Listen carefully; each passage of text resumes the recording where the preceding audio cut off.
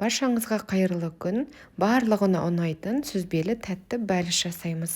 Барлық керекті заттарды астына жазып қалдырамын.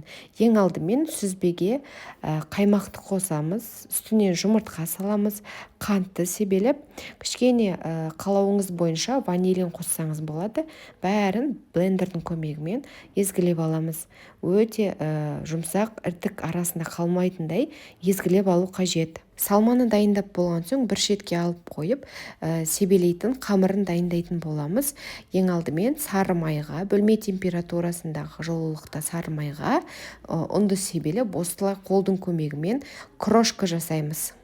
Әбден араластырып, май толыққанды ұнға жабысып, екеуі бірігу қажет. Дәл видеодағыдай осындай крошка жасайсыздар. Дайын болған крошкамызды формаға себелеп шығамыз.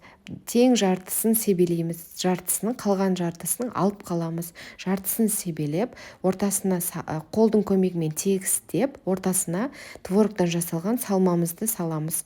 Салмамызды салып болған соң, үстіне екінші қалған крошканы себелеп, дәл осылай қолдың көмегімен оны да тегістеп шығамыз.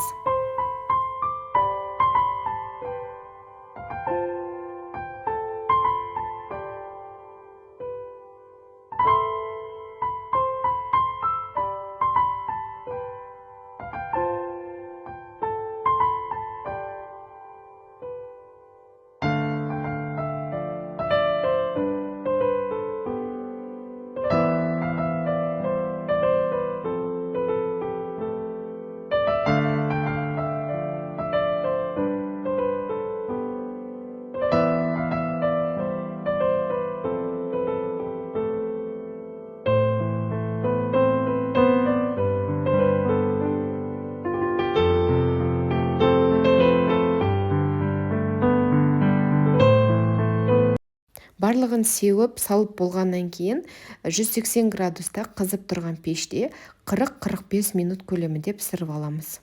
Піскен бетте бірден кеспейміз, міндетті түрде 2-3 сағат бойы салқын жерге қойып, бәлішті суытып аламыз толығымен. Сосын барып кесетін боламыз, сонда сіздерде тұп-тура бұл кесілетін болады. Дәл осы пирогты міндетті түрде жасап көріңіздер.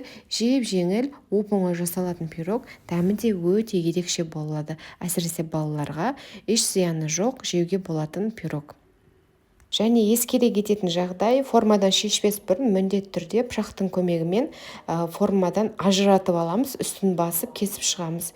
Сосын осылай оп-оңай кесілетін болады. Міндетті түрде жасап көріңіздер, астарыңыз дәмді болсын. Видео пайдалы болса, каналға жазылуды ұмытпаңыз.